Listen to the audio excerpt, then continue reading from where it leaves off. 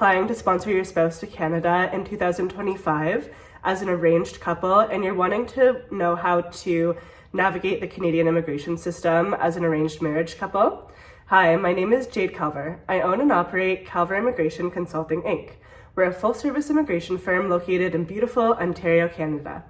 Today I'm going to be talking about how to, as an arranged marriage couple, navigate the Canadian spousal sponsorship system.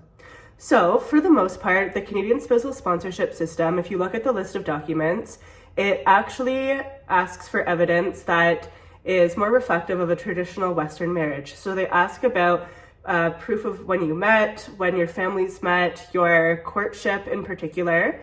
Even if you look at the operation manuals for officers, they often have them ask about what did that courtship period look like, how did they meet, did they meet organically.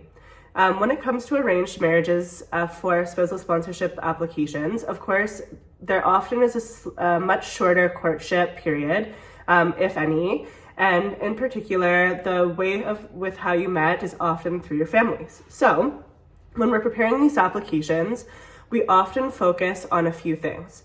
So first and foremost, we have to show, as far as your culture is concerned, how this is normal and traditional within your culture. We explain how, let's say you're from India, if there are particular ways in which the arrangement, how the families talk and then you meet, and then it's a much more subtle courtship, how this actually happens within your culture. We also next then, the second thing that we like to really focus on are the traditional ceremonies that happen within the marriage ceremonies. So we'll take a look at, were there specific engagement ceremonies that happened? If you had a large wedding, did all of the traditional, if it was a religious wedding, did all of the religious ceremonies happen? What were their significance, including pictures of these in the picture section of the application. All of this actually helps us to show the officer that, you participated in all of the regular rites of marriage that, you normally would have participated in, even if you still lived in your home country. We then also take a look at, what has the relationship been like for you and your spouse ever since the engagement or the official arrangement took place. So while the courtship may be short, we can also take a look at, what does the correspondence and visits to one another look like during this period?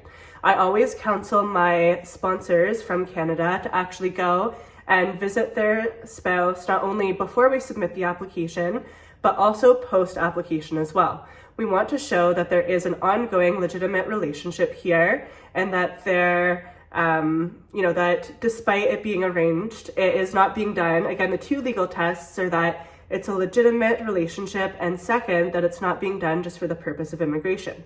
So we want to show that yes, the relationship is legitimate, that you would have engaged in a similar marriage even if you lived in your home country, and that you're not sponsoring this person and you didn't engage in this relationship just for immigration purposes.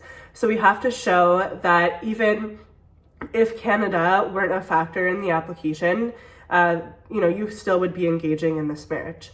And then as I mentioned earlier, so post-application, we also like to focus on keeping the evidence of visits to one another, money transfers to one another, correspondence. So if a client of mine has an arranged marriage and it's actually a relatively new and very traditional, and I mean by that, it's, your family's introduced you and you had a very little courtship before the actual marriage, I actually treat the post-application stage as a courtship as well.